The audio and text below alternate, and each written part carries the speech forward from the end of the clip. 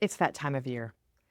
I know I have been really focusing over the last month on what my next year is going to look like, what that game plan looks like to make sure that I am moving that needle towards my long term vision.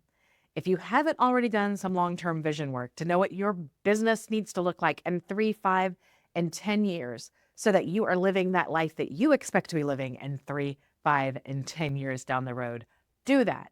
But while you're doing that, here on Recharging with Champions, we're going to talk about also bringing into clear focus social media marketing and what that looks like for your business planning for the next year. Let's jump right in. And as you would normally start when you're doing your normal game plan. So when I start doing my business planning, the first thing that I do is I go in and I make sure that my clear 3, 5, and 10-year vision is right out in front and center. And sometimes that changes a little bit. Look at that long-term vision. If you haven't looked at it in a while, take a second and look at it. But now I want you to put on some fresh glasses. And I want you to look at it and say, how does my social media need to look in 3, 5, and 10 years? Think about how many followers, what kind of interaction would be a good amount of interaction and referrals from that social media source. Look at that long-term vision and let's align our social media vision with that long-term vision. Let's look very clearly and let's think of the what and the why first. Why are we going to be doing our social media? What is it that we need to focus on that aligns with that long-term social media plan? Give you a couple of examples.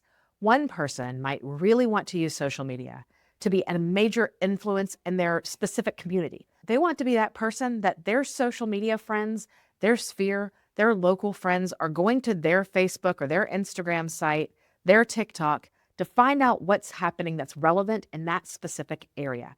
This might be fun events, things that are happening, important government things that are going on in your specific area. It might be something that is much more relational with your sphere. Maybe you have a typical age group that you work with or a time of life that you normally work with, and you want to make sure you're providing value for that.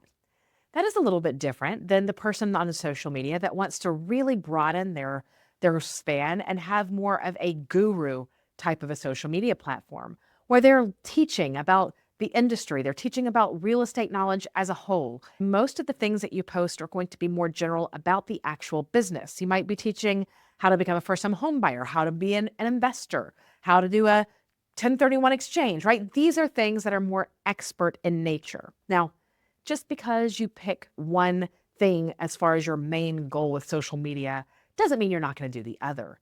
But it means that when we are making our plan in the next couple days, we are going to make sure that we are sticking to that main big picture when we're doing our planning. So if we have 5 posts, we want 3 of those posts to be in alignment with what we are wanting to give and what we are wanting to get back from social media.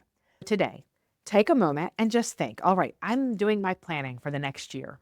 And that planning is going to need to have some social media in it. Let's start. We're going to get to the nitty gritty this week, but let's start with big picture.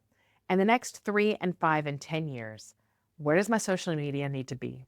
What do I want to be portraying on my social media? And what is my reason and my why that I want people to come to me? Make sure you've got that nailed down. And then tomorrow, we're going to dig a little deeper. We'll see you then.